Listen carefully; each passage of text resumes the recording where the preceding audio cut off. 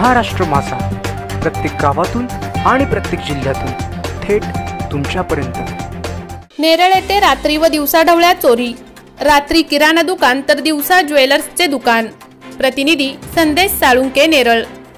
दिनांक 9 एप्रिल रोजी रात्रीच्या सुमारास 1:40 सुमारास एका अज्ञाताने अर्धनग्न होऊन चक्क ट्रेसेसवरील लोखंडी ग्रिलचे कुलूप तोडून चोरी केल्याची घटना सीसीटीव्ही मध्ये कैद झाली आहे। नेरळ येथील सर्वात जुने प्रसिद्ध असे सनी एंटरप्राइजेसचे मालक महेश कटारिया यांनी सकाळी आपले किराणा मालाचे दुकान उघडून पाहिले असता दुकानातून रोख रक्कम गायब झाल्याचे पाहिले। त्यांनी दुकानातील सीसीटीव्ही फुटेज पाहिले तर एक अर्धनग्न पुरुष चोरी करताना दिसला व त्यांना धक्काच बसला। चोराने रोख रक्कम 5500 व 7 किलो बदाम व इतर किरकोळ साहित्य चोरून पसार झाला व नेरळ पोलीस ठाणे गाठून तक्रार दाखल केली।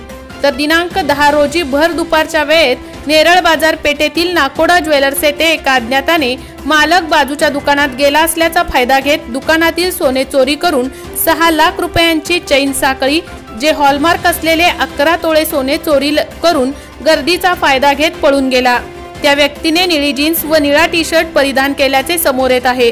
साधारण 30 ते 40 वय असणाऱ्या इस्माने चोरी केल्यामुळे एकच गोंधळ उडाला असून सदरील व्यक्तीचा तपास नेरळ पोलीस ठाण्याचे अधिकारी राजेंद्र तेंडुलकर यांच्या मार्गदर्शनाखाली पोलीस उपनिरीक्षक काळे, पोलीस हवालदार भाऊ आघन करीत असून दोन्ही आरोपींना पकडण्यात कधी यश मिळेल याकडे सर्व नेरळवासियांचे लक्ष लागून आहे।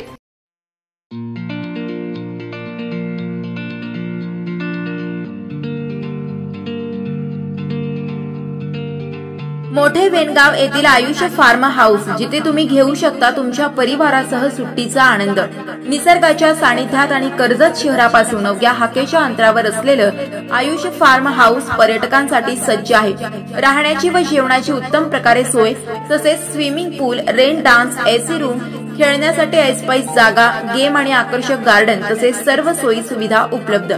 पत्ता मोठे वेनगाव, कर्जत, रायगड। बुकिंग साठी संपर्क भाई गायकार 88 88 38 11 11, अभिषेक गायकार 88 88 37 11 11, अवंतिका गायकार 77 20 04 56 78। तुमच्या परिवार आणि मित्रांसोबत सुट्टीचा आनंद घेण्यासाठी आत्ताच बुक करा आयुष्य फार्म।